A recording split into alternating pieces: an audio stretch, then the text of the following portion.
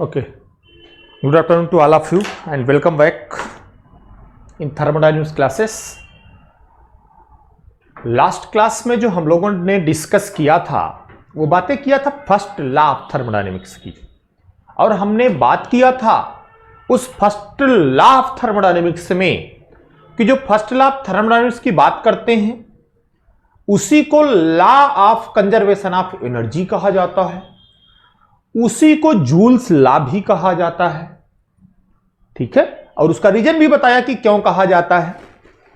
उसी को पडेल रूल भी कहा जाता है। फिर मैंने बताया कि जितने भी लॉज ऑफ थर्मोडायनेमिक्स हैं, all laws of thermodynamics are established through the experimental results. There is no mathematical proof. ये एक्सपेरिमेंटल है, इनका कोई मैथमेटिकल प्रूफ नहीं है। ठीक है। सेकंड, मैंने आपको बताया कि जो first law of thermodynamics initially दिया गया है वो साइकिल के लिए दिया गया। इनिशियली, मैं ये नहीं कह रहा हूं दिया नहीं गया, बाद में दिया गया, बट इनिशियली जो फर्स्ट लॉ ऑफ थर्मोडायनेमिक्स दिया गया वो साइकिल के लिए दिया गया। And first law of thermodynamics सबसे पहले जो बात की गई वो एक क्लोज्ड सिस्टम के लिए बात की गई।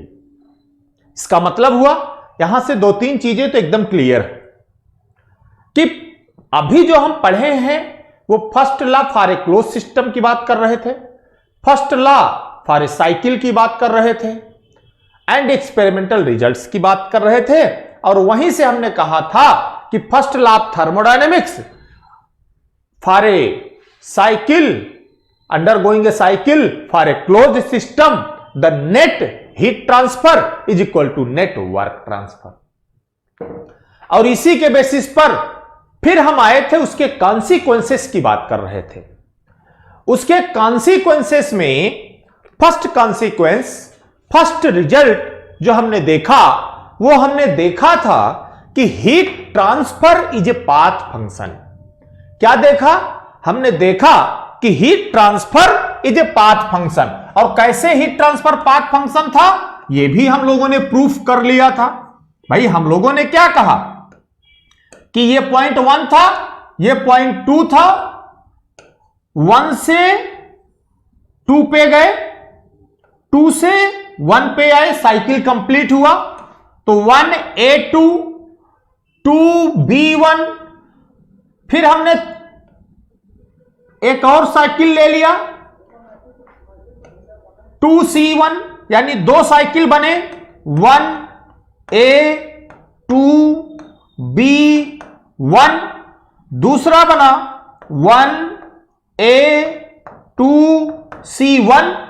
और यहीं से हमने summation of Q equal to summation of W लगाया for a cycle, summation of Q equal to summation of W लगाया फॉर ए साइकिल। और यहीं से हमने देखा था कि भाई जो हीट ट्रांसफर है del Q 2B1 is not equal to del Q 2C1। जो हीट का ट्रांसफर है वो दोनों पाथ के लिए अलग अलग है, जबकि दोनों का एंड पॉइंट सेम है, दोनों का एंड पॉइंट सेम है। 2 यहां भी है, 2 यहां भी है, 1 यहां है और 1 वहां भी है। इसका मतलब एंड पॉइंट दोनों के तो सेम हैं, लेकिन पाथ अलग होने के कारण इन दोनों में 2B1 में और 2C1 में हीट ट्रांसफर अलग अलग हो गए। Even though the end points are same in 2B1 and 2C1, even though the end points are same in 2B1 and 2C1, the heat transfer is different। 2B1 और 2C1 का and point same होने के बाद भी जो heat transfer है वो दोनों में क्या है, डिफरेंट है, अलग अलग है। इसका मतलब यह निकला कि जो हीट ट्रांसफर है एंड पॉइंट पर डिपेंड नहीं करता। अगर ये एंड पॉइंट पर डिपेंड नहीं कर रही है, इसका मतलब यह सिस्टम की स्टेट नहीं है, सिस्टम की कंडीशन नहीं है, सिस्टम के कोऑर्डिनेट्स नहीं है। इसका मतलब यह पॉइंट फंक्शन ही नहीं है। अगर यह पॉइंट फंक्शन नहीं है तो फिर यह सिस्टम की प्रॉपर्टी हो नहीं सकता है। यह सिस्टम की प्रॉपर्टी हो नहीं सकता है। यह पाथ पे डिपेंड कर रहा है। एक बी पाथ है, दूसरा सी पाथ है, तो बी पाथ की हीट ट्रांसफर अलग है, सी पाथ का हीट ट्रांसफर अलग है। इसलिए हीट ट्रांसफर एक पाथ फंक्शन हो गया। यह पॉइंट फंक्शन नहीं है, यह प्रॉपर्टी नहीं है, यह पाथ फंक्शन है। क्या हो गया, heat transfer is a path function. यहां से हमने यह बात क्लियर कर लिया कि ये जो हीट ट्रांसफर है ये एक पाथ फंक्शन है। ये क्या है, एक पाथ फंक्शन है। अब अगर ये पाथ फंक्शन है, इसका मतलब ये सिस्टम की कभी प्रॉपर्टी नहीं हो सकता है। अब अगर आपको इन दो चीजों में कंपैरिजन करना हो, किसके किसके बीच में, हीट के बीच में, हीट का मतलब मैं हीट ट्रांसफर की बात कर रहा हूं, वर्क के बीच में, हीट के बीच में और वर्क के बीच में, तो कंपैरिजन कैसे करेंगे, कंपैरिजन कैसे करेंगे। फर्स्ट, मैं पीछे भी बता चुका हूं, first heat transfer not a property,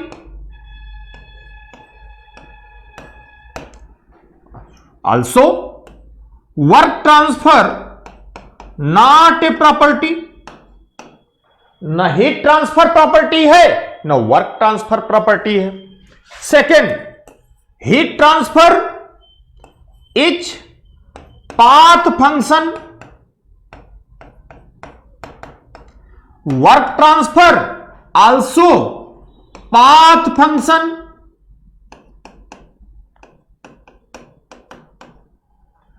Heat transfer is a path function, work transfer also a path function। Heat transfer,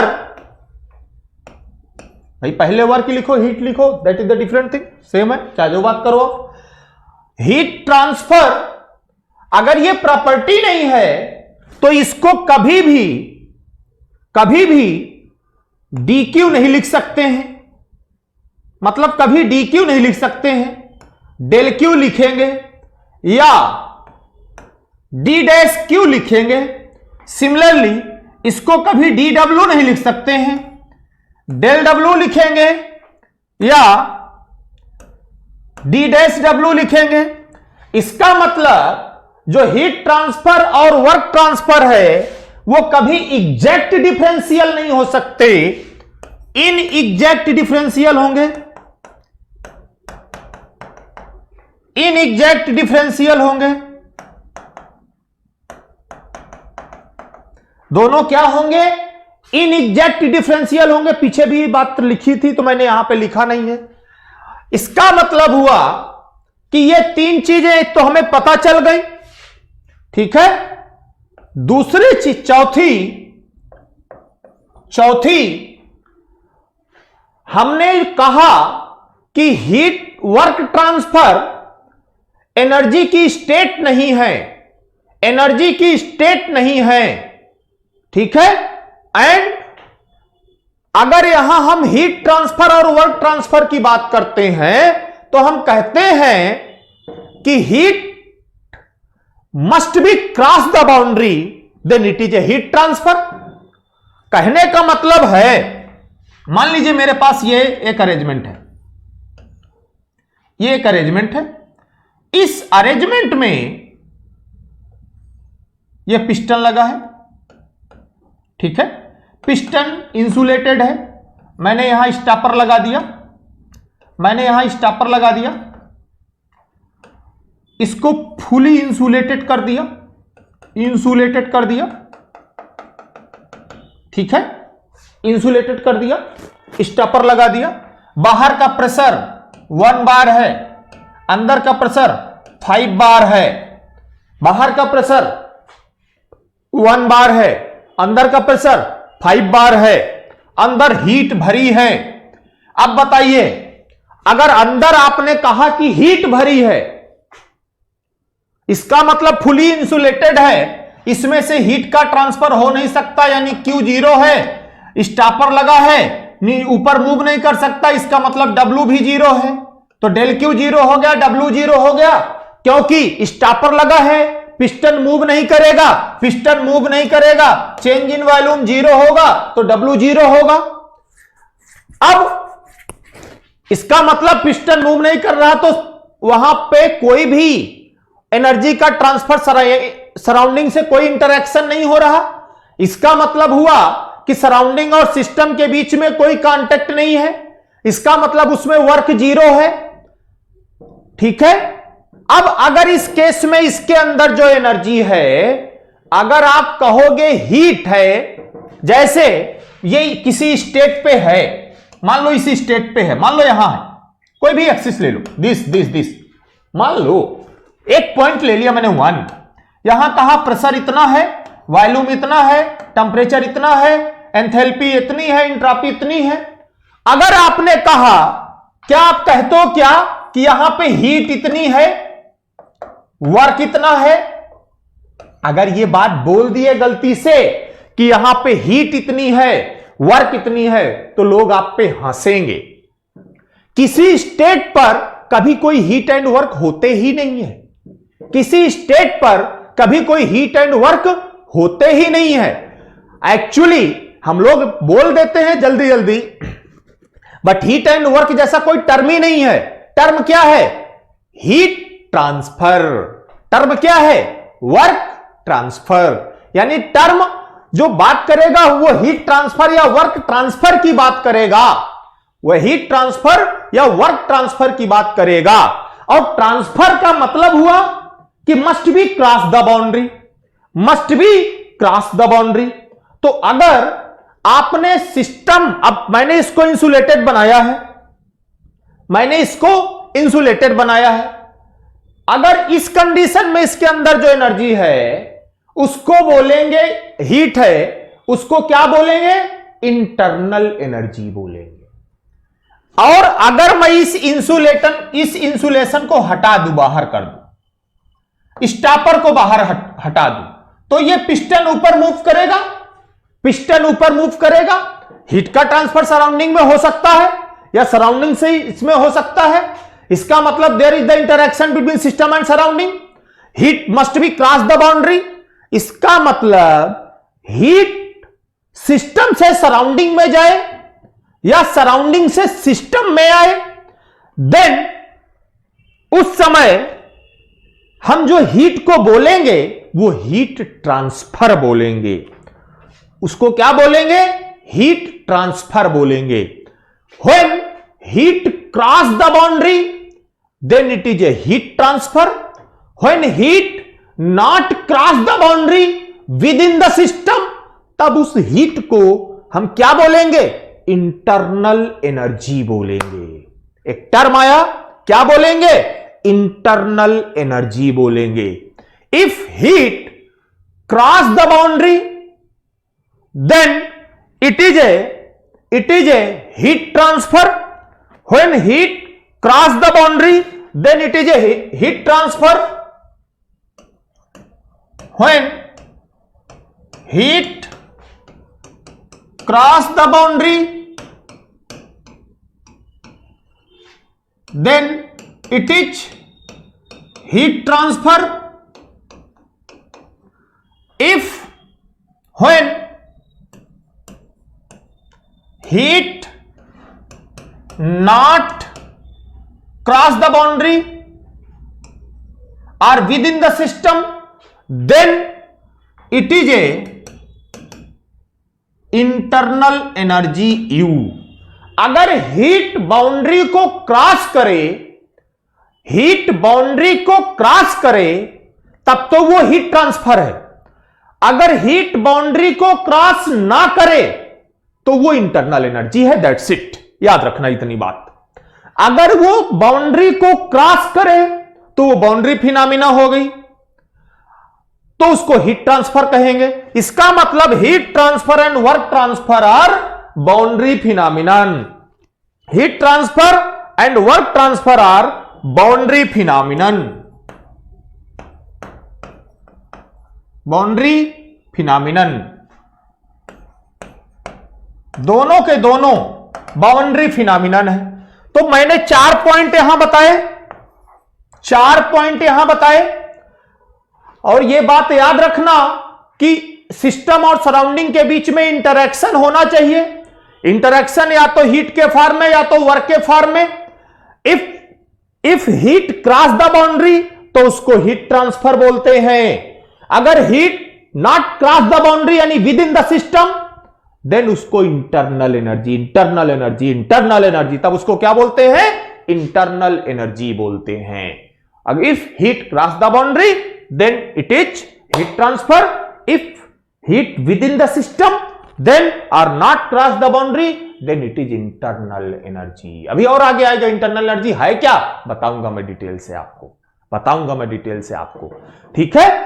और बाउंड्री को क्रॉस किया मतलब वो बाउंड्री फिनोमिनन है। तो हमने 4 पॉइंट मैंने दिखाया आपको, 4 पॉइंट यहां पे पढ़ा। Heat and work not a property, already पहले एक स्लाइड में आया है इसलिए मैं यहां बहुत शॉर्ट में लिखा हूं। Not a property, heat and work transfer both are path function.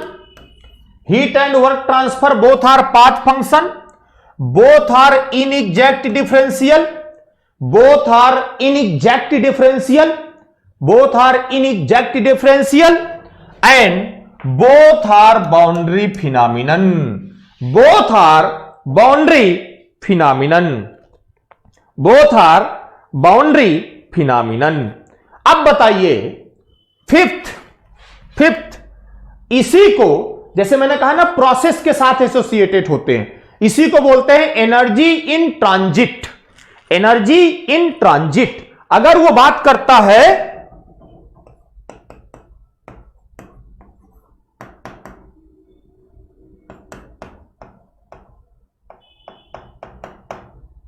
Transit, TRAN ऐसा करके, energy in transit.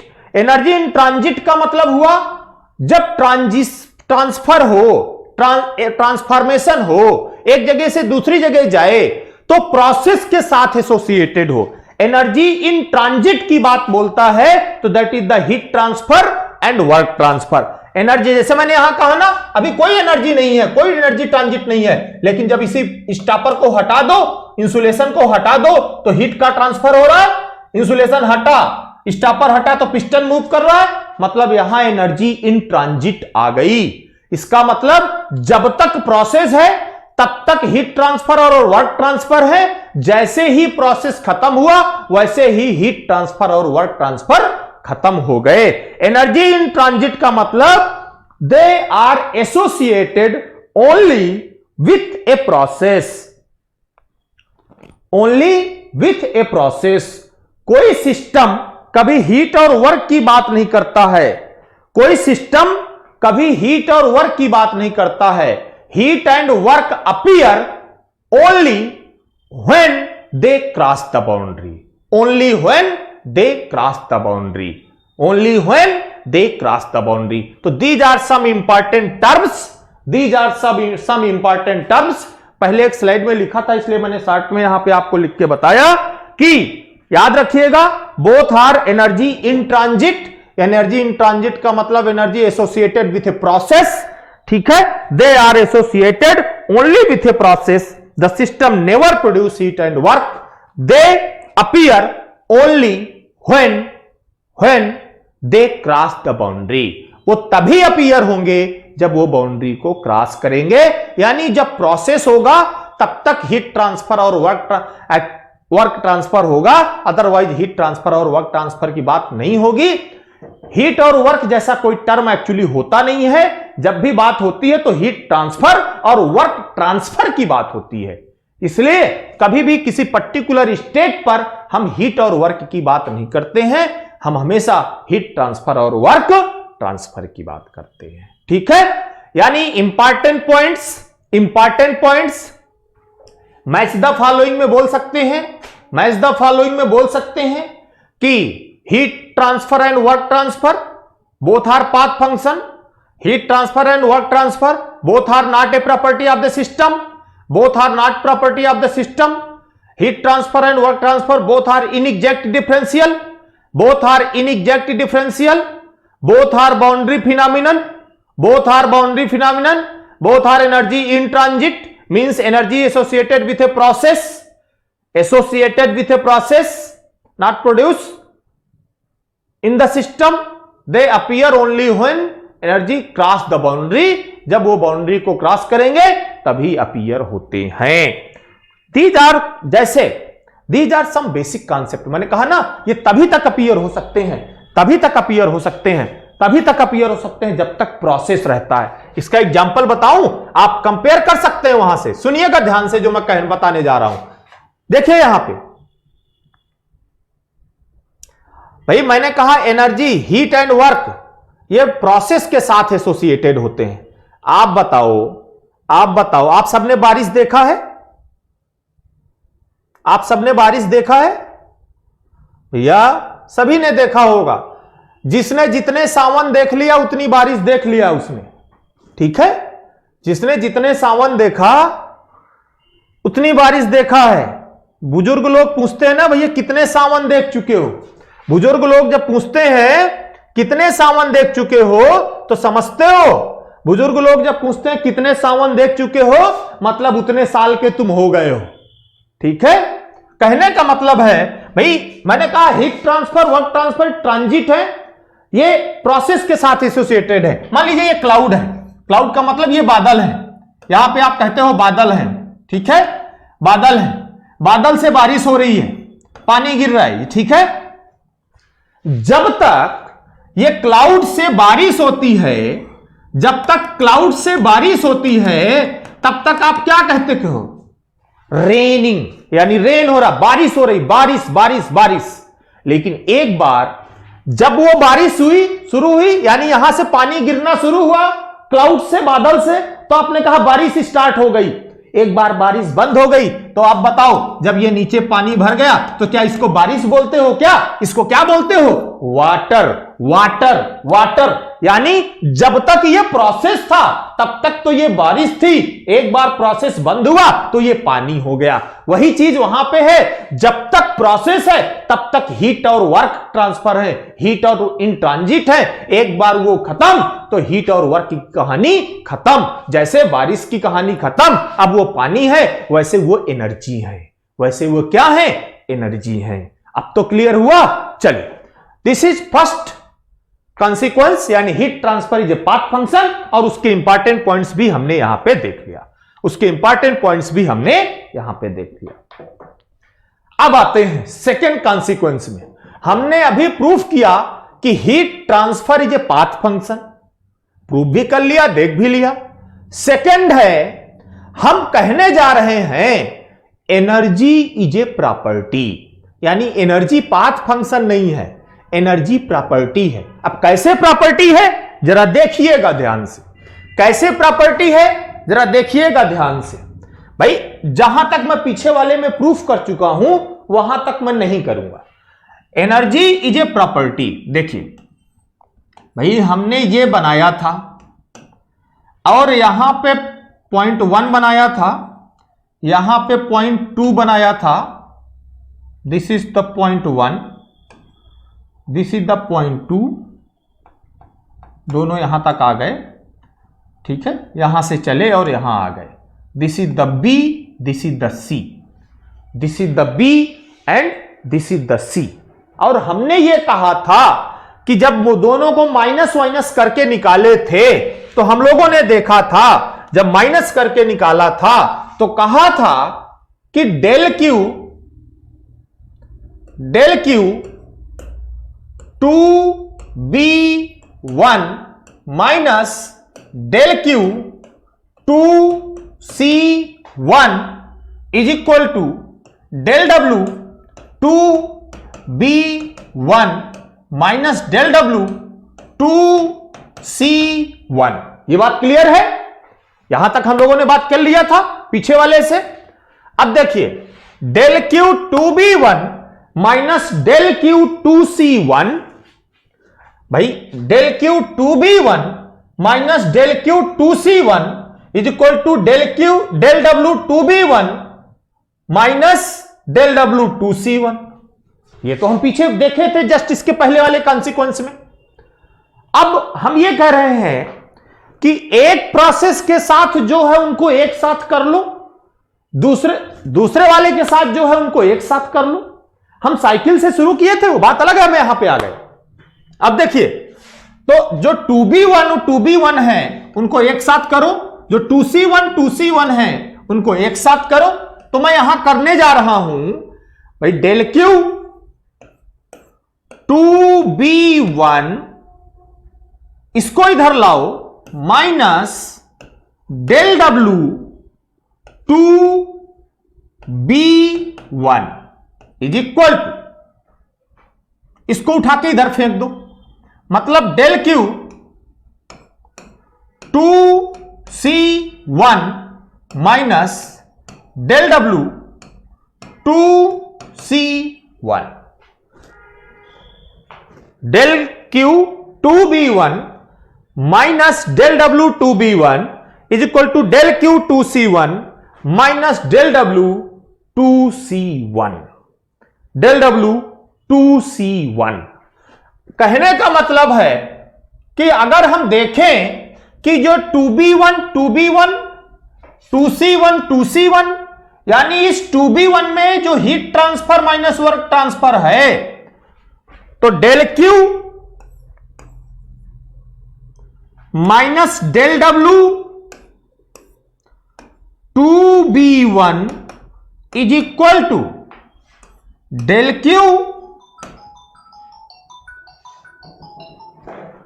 Q minus del W 2c1, del Q minus del W 2c1।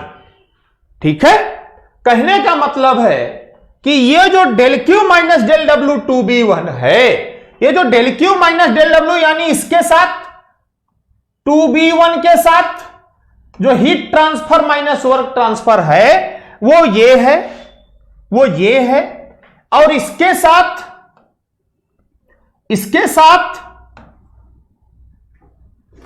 Del Q minus del W जो 2c1 के साथ है वो ये है, ये है। कहने का मतलब हुआ अगर मैं हीट ट्रांसफर की बात करता हूं और वर्क ट्रांसफर की बात करता हूं, तो जो 2b1 है इसमें जो heat transfer minus work transfer है वो किसके बराबर है? 2c1 वाले के heat transfer minus work transfer के बराबर है। देखिए जरा, ध्यान दीजिएगा ध्यान दीजिएगा कि अगर हम दोनों को लें, इसमें हीट ट्रांसफर डेल क्यू है, वर्क ट्रांसफर डेल डब्ल्यू है, प्रोसेस 2b1 है, तो del Q minus del W 2b1 में, और यही बराबर है del Q minus del W 2c1 में। कहने का मतलब है यहां पे भी 2 है, यहां पे भी 2 है, यहां पे भी 2 है, यहां पे भी 1 है, यहां पे भी 1 है, लेकिन यहां b है और यहां c है। इसका मतलब वो चाहे प्रोसेस B हो चाहे प्रोसेस C हो, वहां del Q minus del W की value, del Q minus del W की वैल्यू किस, दोनों आपस में क्या है? बराबर हैं। दोनों आपस में क्या है? बराबर हैं। इसका मतलब हुआ जो del Q minus del W है वो प्रोसेस पे डिपेंड नहीं कर रहा है, वो B और C पे डिपेंड करता तो ये दोनों बराबर ना होते। वो 2 और 1 पे डिपेंड कर रहा है। कह रहा कि अगर इंड पॉइंट सेम है, अगर इंड पॉइंट सेम है, यहां 2 है यहां 1 है, अगर इंड पॉइंट 2 और 1 दोनों के सेम है तो del Q minus del W दोनों के लिए सेम होंगे, वो प्रोसेस चाहे बी हो चाहे सी हो। इसका मतलब ये जो क्वांटिटी आई del Q minus del W, ये प्रोसेस पे डिपेंड नहीं करती। ये किस पे डिपेंड की? ये एंड पॉइंट पे डिपेंड कर गई। और इसी del Q minus del W को, इसका जो डिफरेंस है del Q minus del W को ही अगर मैं एक टर्म दे दूं डीई, भाई दोनों का डिफरेंस तो सेम है। Del Q minus del W यो चाहे 2b1 प्रोसेस हो, del Q minus del W चाहे 2c1 प्रोसेस हो, दोनों प्रोसेस में दोनों का डिफरेंस सेम है। और वो क्वांटिटी को मैंने यहां पे दिया that is equal to DE, that is equal to DE, that is equal to DE. यानी जो डेल क्यू है माइनस डेल डब्ल्यू है वो डीई के बराबर है। और ये जो डीई है, ये जो डीई है, ये प्रोसेस बी और सी पे डिपेंड नहीं करता। एंड पॉइंट 2 2 है, 1 1 है, मतलब ये जो डीई है ये एंड पॉइंट पर डिपेंड कर गया, ये एंड पॉइंट पे डिपेंड कर गया और प्रोसेस पे डिपेंड नहीं किया। जब ये एंड पॉइंट सेम है तो डीई की वैल्यू दोनों प्रोसेस के लिए सेम है। तीसरा होता तो उसके लिए भी सेम होता, चौथा होता उसके लिए भी सेम होता, तब तक सेम होता जब तक 1 और 2 दोनों सेम होते, यानी एंड पॉइंट सेम होते। कहने का मतलब है if the end points are same then the difference del q minus del w is the same and that is equal to dE, that is equal to dE, where E is the energy of the system। जहां पर E क्या हो गया? Energy. dE का मतलब change in energy. अब बताइए, मैंने यहां del E नहीं लिखा क्योंकि ये E जो है ये एंड पॉइंट 2 और 1 पे डिपेंड कर गई। एंड पॉइंट कहां पे डिपेंड किया? 2 और 1 पे डिपेंड किया, यानी E जो है वो 2 और 1 पे डिपेंड किया, मतलब एंड पॉइंट पे डिपेंड किया। जब एंड पॉइंट पे डिपेंड किया इसका मतलब E जो है वो पॉइंट फंक्शन है, वो पाथ फंक्शन नहीं है। अगर E पाथ फंक्शन नहीं है तो E क्या है? एक प्रॉपर्टी है। E एंड पॉइंट पे डिपेंड किया, पाथ पे डिपेंड नहीं किया, इसका मतलब वो पॉइंट फंक्शन है, पाथ फंक्शन नहीं है। अगर वो पाथ फंक्शन नहीं है, पॉइंट फंक्शन है, इसका मतलब है कि E is not a path function, it is A point function, so E is a property of the system where E is the energy, where E is the energy, E is the energy। E क्या है? Energy है। E क्या है? Energy है। कहने का मतलब ये जो E है ये एनर्जी है। अब इसी को मैं सिंप्लीफाई करके अगर लिख दूं तो कहूंगा del Q is equal to DE plus del W, del Q is equal to DE plus del W।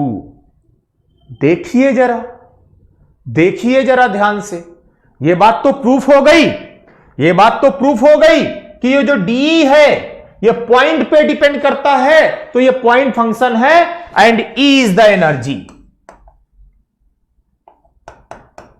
E is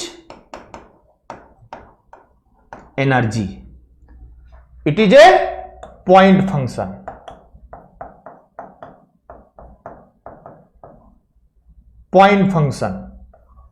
not a path function, so E is the property of the system, E is the property of the system। अब बताइए ये जो del Q था, यानी ये चीज proof हो गई, देख लीजिएगा ध्यान से, ये चीज प्रूफ हो गई कि जो E है इसी को हमने एक नाम दे दिया एनर्जी, और ये पॉइंट 2 और 1 पे डिपेंड करेगा, यानी स्टेट पे डिपेंड करेगा, पाथ पे डिपेंड नहीं करेगा, तो ये पॉइंट फंक्शन होगी, तो ये प्रॉपर्टी होगा, ये पाथ फंक्शन नहीं होगा। इसीलिए मैंने डेल नहीं लिखा, डीई लिखा। अब ये जो है इसी को मैंने सिंप्लीफाई करके del Q is equal to DE plus del W लिखा। भाई ये जो है ये इसको चाहे हम 2b1 के लिए बोले चाहे 2c1 के लिए बोले, लेकिन 2b1 भी एक प्रोसेस है, 2c1 भी एक प्रोसेस है, 2c1 भी एक प्रोसेस है। तो इसका मतलब हुआ ये जो इक्वेशन निकला del Q is equal to DE plus del W, ये किसके लिए निकला? एक प्रोसेस के लिए निकल के। देख ली ब्यूटी ऑफ द थर्मोडायनेमिक्स। हमने किसकी बात किया था? हमने साइकिल की बात किया था। साइकिल में फर्स्ट लॉ पढ़े थे और करते करते 2b1 एक प्रोसेस है, 2c1 एक प्रोसेस है, del Q is equal to DE plus del W, ये किसके लिए है? चाहे 2b1 की बात करो चाहे 2c1 की बात करो, यानी एक प्रोसेस है। इसका मतलब this equation is valid for a process, this equation is valid for a process. इसी equation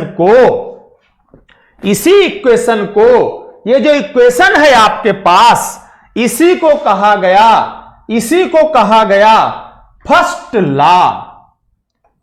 first law of thermodynamics for a process, for a process. किसके लिए कहा गया? For a process. तो अगर बात करते हैं देखिए कहां से शुरू किए थे? फर्स्ट लॉ ऑफ थर्मोडायनेमिक्स एक साइकिल के लिए बात किया था। हम पढ़ते आ गए first law of thermodynamics for a process. कैसे आया, कैसे निकाला हमने? एक सीक्वेंस देखिए कैसे थर्मोडायनेमिक्स डेवलप हुई है, उस सीक्वेंस को देखिए। हम साइकिल से चले थे और एक प्रोसेस पे आ गए। अब आगे से अगर आपसे कोई पूछे कि what is the first law of thermodynamics for a process, तो आप कहेंगे del Q is equal to DE plus del W, del Q is equal to DE plus del W. And this equation हमने जो cycle के लिए पढ़ा था, summation of Q is equal to summation of W, ये reversible और irreversible दोनों के लिए पढ़ा था ना। तो उससे जो इक्वेशन निकल के आया प्रोसेस के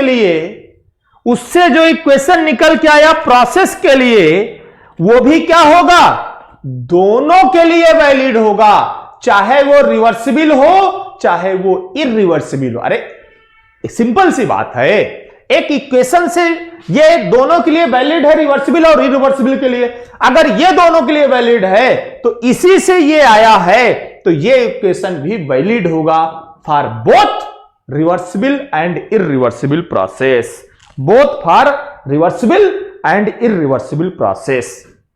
इसका मतलब दिस इक्वेशन ये जो है del Q is equal to DE plus del W, this is the first law of thermodynamics for a process and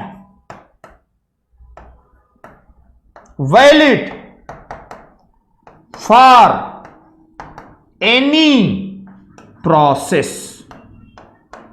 any process का मतलब प्रोसेस में बी रिवर्सिबल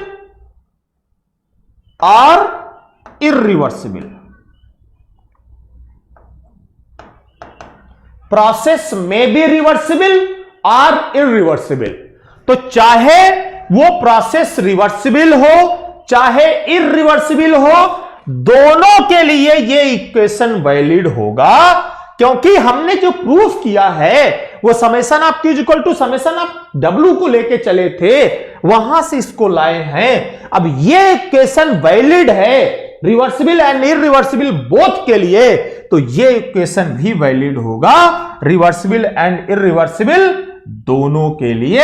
तो this is the main things, this is the equation del Q is equal to dE plus del W, and this is the first law of thermodynamics for a process, and this equation is valid for any process, any का मतलब चाहे वो reversible हो और चाहे वो irreversible हो, चाहे वो रिवर्सिबल हो और चाहे वो इरिवर्सिबल हो, दोनों में से कोई भी प्रोसेस हो, यह इक्वेशन उन दोनों के लिए वैलिड होगा, यह इक्वेशन उन दोनों के लिए वैलिड होगा। अगर यहीं पे, अब मैं क्लोज सिस्टम की बात कर, ठीक है, तो याद रखिएगा यह इक्वेशन दोनों के लिए वैलिड होगा, यह इक्वेशन दोनों के लिए वैलिड होगा, एक प्रोसेस के लिए है, and this is the first law of thermodynamics for a process, this is the first law of thermodynamics for a process. अब अगर इसी को भाई एक क्लोज सिस्टम के लिए आपने पढ़ा है, for closed system del W is equal to P into dV आपने पढ़ा है, P इंटू dV पढ़ा है। तो अगर मैं इसी में लिख दूं कि del Q is equal to dE plus P into dV, del Q is equal to dE plus P into dV, तब क्या होगा? P इंटू dV कब लगता है? P इंटू dV कब लगता है? जब सिस्टम क्लोज्ड हो, प्रोसेस रिवर्सिबल हो, इसका मतलब यहां पे लिमिटेशन आ गई। ये तो क्लोज सिस्टम के लिए तो है ही है, हम उसी के लिए तो पढ़ रहे हैं, लेकिन प्रोसेस रिवर्सिबल होगा। अगर डेल W के जगह पे P इंटू dV लिख दिया गया है, तो this equation is valid only for a reversible process, this equation is valid only for a reversible process, this equation is valid only for a reversible process, this equation is valid only for a reversible process। क्यों? क्योंकि P into dV is valid only for reversible, P into dV valid only for reversible। देखिए कितना confusion हो सकता है आपको। अगर ये क्लिस्टर क्लियर मैनर में नहीं पता तो आप कंफ्यूजन करेंगे, अगर ये क्लिस्टर क्लियर मैनर में पता है तो आपको कंफ्यूजन नहीं होगा, तो याद रखिएगा, if del Q is equal to dE, if del Q is equal to dE, del Q is equal to dE plus del W, del Q is equal to dE plus del W, this is the first law of thermodynamics for a process, and this equation is valid for any process, चाहे वो reversible हो चाहे वो irreversible हो। If del W is equal to P into dV, then del Q is equal to dE plus P into dV। अगर ऐसा लिख दिया तो this equation is valid only for a reversible process, ये इर्रिवर्सिबल के लिए valid नहीं होगा, ये इर्रिवर्सिबल के लिए वैलिड नहीं होगा। याद रखिएगा, ये इर्रिवर्सिबल के लिए वैलिड नहीं होगा। ठीक है, अब यहां तक बात क्लियर हो गई होगी, समझ में आ गई होगी। अगर यहां तक बात आपको क्लियर हो गई, समझ में आ गई, तो मैं इसी को थोड़ा और आगे बढ़ाता हूं, इसी को थोड़ा और आगे बढ़ाता हूं। अब एक बात हमें आ गई कि हम साइकिल से चले थे फर्स्ट लॉ, और प्रोसेस का फर्स्ट लॉ हमने पढ़ लिया। प्रोसेस का फर्स्ट लॉ कहता है कि del Q is equal to D E plus del W, यही first law of thermodynamics for a process है। और ये रिवर्सिबल इरिवर्सिबल दोनों के लिए क्या है, दोनों के लिए वैलिड है। अगर डेल डब्ल्यू की जगह P इंटू डीवी लिख गया तो फिर वो केवल रिवर्सिबल के लिए वैलिड होगा। किसके लिए वैलिड होगा?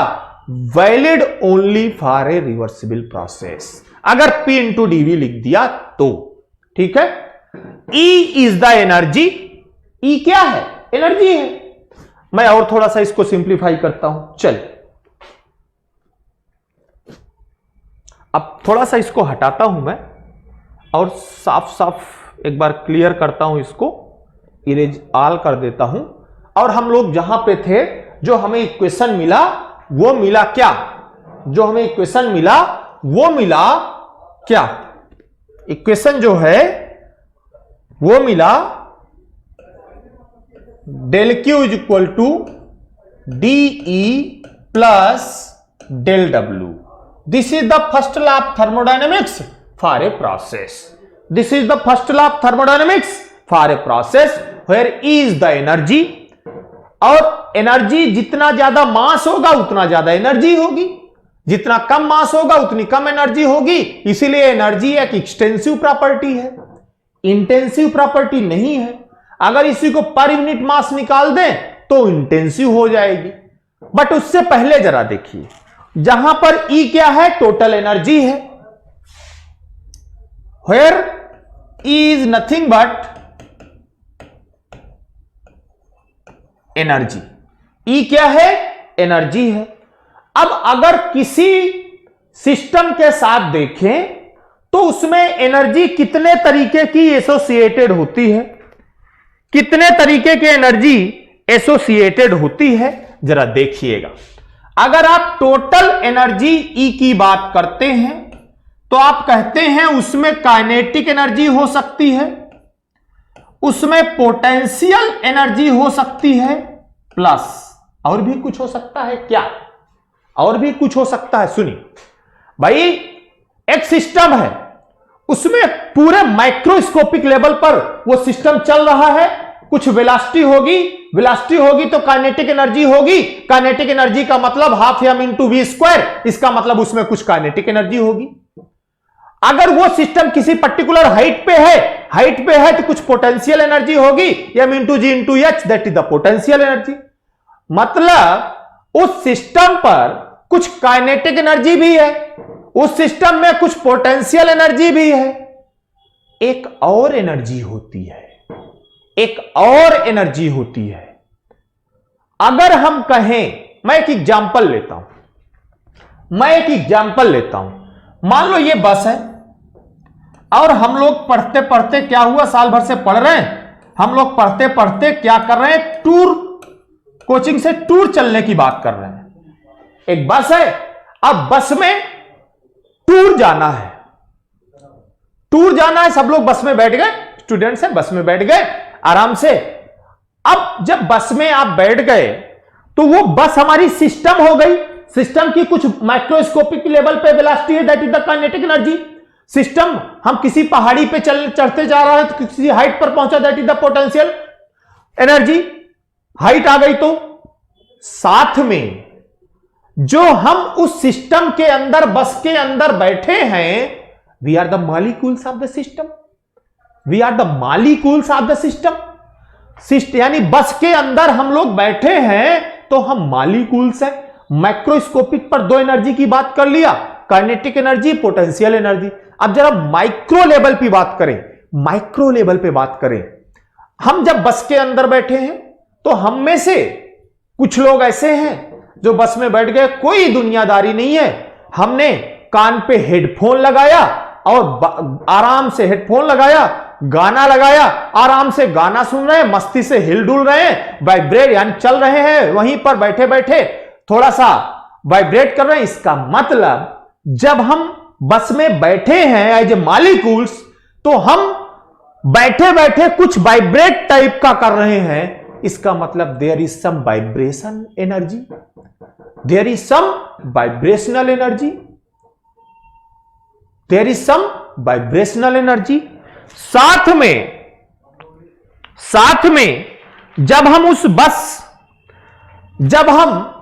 उस बस में हम में से कुछ ऐसे भी हैं जिनको एक जगह बैठ के मजा नहीं आ रहा, वो किसी के पास बैठना चाह रहे हैं लेकिन वहां जगह नहीं मिल रही है। जैसे ही जगह मिली, चलती बस में हम में से वो उठ के यहां से उठा वहां जाके बैठ गया, वहां से उठा वहां जाके बैठ गया, यहां से गया, यानी मॉलिक्यूल सिस्टम के अंदर मोशन कर रहे हैं। मॉलिक्यूल सिस्टम के अंदर मोशन कर रहे हैं। इसका मतलब there is molecules have some velocity. Molecules, हम सोचिए, हम सिस्टम के अंदर मॉलिक्यूलर लेवल पर एनालिसिस कर रहे हैं। जब मॉलिक्यूलर लेवल पर एनालिसिस कर रहे हैं तो हमने कहा कुछ मॉलिक्यूल वाइब्रेट करेंगे तो वाइब्रेशनल एनर्जी होगी, कुछ मॉलिक्यूल यहां से वहां भाग रहे हैं तो उनमें कुछ वेलोसिटी होगी, तो मॉलिक्यूल्स की कुछ काइनेटिक एनर्जी होगी जिन्हें मॉलिक्यूलर एनर्जी कहा जाता है, तो कुछ वाइब्रेशनल एनर्जी है, कुछ मॉलिक्यूलर मोशन एनर्जी है। ये जो मॉलिक्यूल वाइब्रेट कर रहे हैं, मॉलिक्यूल मूव कर रहे हैं, that is the microscopic level of study. And this energy जो मॉलिक्यूल के साथ है, चाहे वो वाइब्रेशनल हो, चाहे मॉलिक्यूल से यहां से वहां जा रहे हो, वो कब मोशन कर पाएंगे? जब उनमें कुछ एनर्जी होगी। इन सब को कंबाइंडली एक नाम दे दिया गया जिसको कह दिया गया internal energy of A system. जिनको क्या कह दिया गया? Internal energy of A system.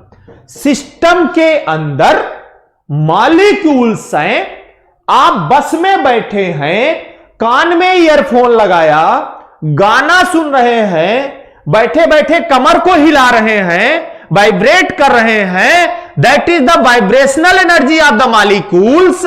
कुछ मॉलिक्यूल्स को, कुछ को वहां मजा नहीं आ रहा है, वो भाग के किसी के बगल में बैठना चाह रहे हैं, तो बस के अंदर मोशन कर रहे हैं, that is the kinetic energy of the molecules. ये जो vibrational energy of the molecules हो गई, ये जो kinetic energy of the molecules हो गई। इसका मतलब मॉलिक्यूल्स के अंदर जो एनर्जी है, मॉलिक्यूल्स के साथ जो एनर्जी है, इन सबको एक साथ जोड़ दिया गया और एक नया टर्म डेवलप हो गया। उसी टर्म को कहा गया internal energy of the system. उसी टर्म को क्या कहा गया? Internal energy of A system. उसी टर्म को कहा गया internal energy of A system. तो एक तो हो गई पूरे सिस्टम की काइनेटिक एनर्जी, एक हो गई पूरे सिस्टम कुछ हाइट पे है पोटेंशियल एनर्जी। तीसरा, energy associated with the molecules. तीसरा, energy associated with the molecules, that is known as internal energy. तो अगर कोई पूछे what is the internal energy, तो आप बताएंगे internal energy is the energy associated with the molecules. With the molecules, वो energy जो मॉलिक्यूल्स के साथ एसोसिएटेड होती है, उसी को इंटरनल एनर्जी कहते हैं। और हम इसको एक टर्म देते हैं you. This is the internal energy. Energy associated with this. ये मॉलिक्यूल यहां से यहां भाग के जाना चाह रहा है, ये मॉलिक्यूल यहीं वाइब्रेट कर रहा है, तो वाइब्रेशनल एनर्जी, मॉलिक्यूल्स की काइनेटिक एनर्जी, सबको मिला के बोल दिया गया internal energy of the molecules. यानी energy associated with the molecules, that is the internal energy of the molecules, that is the internal energy molecules. इससे अच्छा आपको मैं शायद ही समझा पाऊं कि क्या मतलब है क्या फिजिकल सिग्निफिकेंस है इंटरनल एनर्जी का, यानी internal energy associated with the molecules, that is the internal energy of the energy associated with the molecules, that is the internal energy. ये तीन तरीके की टोटल एनर्जी हो सकती है किसी भी के साथ, यानी E is equal to kinetic energy, E is equal to potential energy, इन तीनों का समेशन ही टोटल एनर्जी कहलाती है। अगर मैं इसको डिफरेंशियल फॉर्म में लिखूं तो DE is equal to D kinetic energy plus D यानी change in potential energy plus DU plus DU plus DU। ठीक है, तो अगर यह हो गई DE की वैल्यू, यह हो गई DE की वैल्यू। अब सुनिएगा, अगर यह DE की वैल्यू हो गई अगर यह DE की वैल्यू हो गई तो जनरली याद रखिएगा, if it is a closed system, if it is a close system, हम ये मान लें कि change in kinetic energy negligible है, change in potential energy negligible है, देन क्या होगा? तो याद रखिएगा, generally for a closed system change in kinetic energy and change in potential energy is negligible। Short में लिख दिया मैंने, change in kinetic energy and change in potential energy for a closed system is negligible. मतलब मैंने उसे negligible मान लिया। Change in kinetic energy negligible, change in potential energy negligible, इसका मतलब इसको हमने निग्लेजिबल मान लिया, इसको भी हमने निग्लेजिबल मान लिया। तो जो DE की वैल्यू आई वो DU के बराबर हो गई। कब? When for a close system change in kinetic energy and change in potential energy is क्या? निग्लेजिबल। याद रखिएगा, अगर ये दोनों को निग्लेजिबल माना तो इनकी वैल्यू DE की वैल्यू DU के बराबर हो गई। जब DE की वैल्यू DU के बराबर हो गई, अब अगर इस DE की वैल्यू को मैं इस इक्वेशन में पुट करूं तो फिर डेल Q मिला मुझे DU plus del W, DU plus del W means the first law of thermodynamics for a process is del Q is equal to du plus del W, dq plus del W। तो याद रखिएगा, ये du इसीलिए लिखते हैं क्योंकि for a close system in दोनों को निग्लेजिबल मान लेते हैं, चाहे वो पोटेंशियल एनर्जी हो और चाहे वो काइनेटिक एनर्जी हो, दोनों का जो चेंज है उसको निग्लेजिबल मान लिया। तो ये निग्लेजिबल हो गया, तो DE की वैल्यू DU के बराबर हो गई। इस DU को उठा के मैंने यहां पुट किया तो फिर मुझे ये इक्वेशन मिल गया, this is the del Q equal to DU plus del W। ये DU तभी आया जब इनको निग्लेजिबल माना। अब इसको भी कहते हैं this is the first law of thermodynamics for a process. ये this is the first law of thermodynamics for a process. आज के बाद for a process a close system 99% मैं इसी इक्वेशन का यूज करूंगा कि del Q is equal to DU plus del W, del Q is equal to DU plus del W, where U क्या है? Internal energy.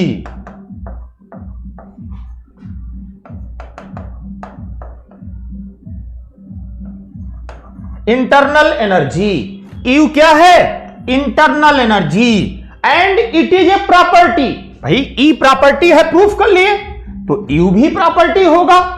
तो दिस इज द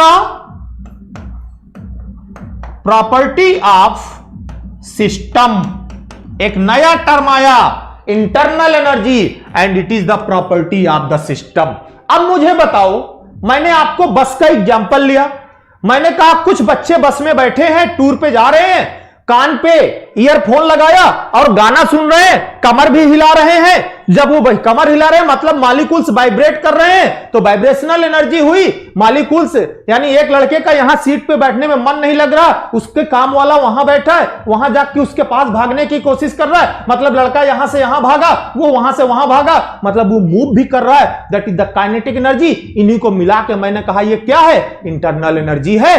अब उसमें से जितने ज्यादा लड़के भागेंगे, जितने ज्यादा मॉलिक्यूल होंगे, उतनी ज्यादा एनर्जी होगी। इसका मतलब जितने कम मॉलिक्यूल उतना कम मास, जितने ज्यादा मॉलिक्यूल उतने ज्यादा मास, जितना ज्यादा मास उतनी ज्यादा एनर्जी। इसका मतलब this internal energy is depend on the mass, depends on मास। अगर ये मास पे डिपेंड करेगा तो ये कौन सी प्रॉपर्टी होगी, ये प्रॉपर्टी है लेकिन कौन सी, एक्सटेंसिव, एक्सटेंसिव प्रॉपर्टी। तो internal energy is an extensive property of the system. Internal energy is an जो मास पे डिपेंड करे वो एक्सटेंसिव है, जो मास पे डिपेंड ना करे वो इंटेंसिव है। इसका मतलब this you it depend on the mass, so it is an extensive property, it is an extensive property। अगर इसी को कैपिटल यू से मैंने डिनोट किया, इसी को मैं स्मॉल यू से डिनोट करता, तो मतलब पर यूनिट मास। इसका मतलब specific internal energy, specific internal energy, जहां भी पर यूनिट मास लगा मतलब स्पेसिफिक हो गया। तो अगर वो स्पेसिफिक की बात करता है तो इसका मतलब वो इंटेंसिव हो गया, पर यूनिट मास का मतलब इंटेंसिव हो गया। तो याद रखिएगा, energy is a extensive property, internal energy is a extensive property, लेकिन स्पेसिफिक पर यूनिट मास वाली quantity is a intensive property, is a intensive property. This del Q is equal to du plus del W, it is a first law of thermodynamics for a process। हम cycle से चले थे process पे आ गए, cycle से चले थे process पे आ गए। इसके दो कॉन्सिक्वेंसेस, मोस्ट इंपॉर्टेंट कॉन्सिक्वेंसेस थे, हमने इन दोनों को देख लिया। पहला हमने देखा कि हीट ट्रांसफर एक पाथ फंक्शन है, दूसरा हमने देखा एनर्जी एक प्रॉपर्टी है। अब एनर्जी ये जो प्रॉपर्टी है ये एक्सटेंसिव प्रॉपर्टी है, एक्सटेंसिव प्रॉपर्टी है, इंटेंसिव नहीं है, ये देख लिया। एक नया टर्म इजाद किया, एक नया टर्म खोज के लाए जिसको इंटरनल एनर्जी कहा गया, यू। यू यानी energy associated with the molecules. ये भी एक क्या है, प्रॉपर्टी है, और ये भी मास पे डिपेंड कर रही है, तो ये भी एक्सटेंसिव प्रॉपर्टी है। जब डिवाइड कर दोगे तो ये इंटेंसिव हो गई, और ये first law of thermodynamics for a process हो गया। ये हम लोग पहले ही देख चुके हैं। आज हमने बहुत इंपॉर्टेंट चीजें पढ़ी हैं और ये आपको क्लियर हुआ होगा। इन्हीं की बातें नेक्स्ट क्लास में करेंगे और अच्छे से क्लियर करेंगे, ठीक है। तो याद रखिएगा, मैं साइकिल से शुरू किया, फर्स्ट लॉ, प्रोसेस तक आ गया।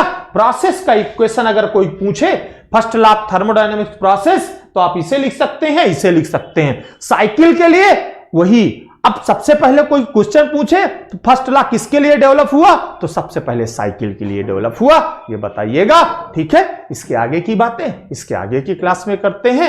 आपको चीजें समझ में आई होंगी, अच्छे से वीडियो को देखिएगा, समझिएगा, कैसे कनेक्ट कर रहे हैं चीजों को, उनमें जाने की कोशिश करिएगा, ठीक है। क्लास को यहीं रोकते हैं, ठीक है। Okay, thank you.